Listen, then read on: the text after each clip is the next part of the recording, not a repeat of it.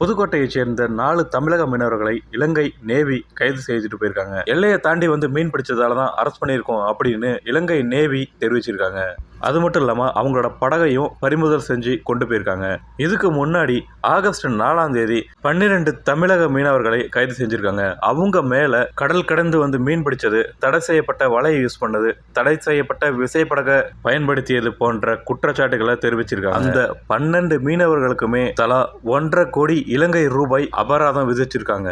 இது கிட்டத்தட்ட இந்திய ரூபாய்க்கு 45 லட்சம். அப்படி அவங்க அபராதத்தை செலுத்தலைன்னா அவங்களுக்கு 6 மாத சிறை தண்டனை கொடுத்து இலங்கை நீதிமன்றம் தீர்ப்பளிச்சிருக்காங்க. இப்படி அடுத்தடுத்து தமிழக மீனவர்கள் இலங்கை கடற்படையால் கைதாகிட்டு வர்றது அந்த பகுதி மக்களிடையே பெரும் பரபரப்பை ஏற்படுத்திட்டு இருக்கு. இந்த மாதிரி கைது பண்ணுறதுக்கு எதிராக தமிழக அரசியல் தலைவர்கள் பலரும் கருத்து தெரிஞ்சுக்கிட்டு வராங்க. இந்த மாதிரி பல தகவல்களை தெரிஞ்சுக்கிறதுக்கு மறக்காமல் நம்ம சேனலை சப்ஸ்கிரைப் பண்ணி வச்சுக்கோங்க. நன்றி.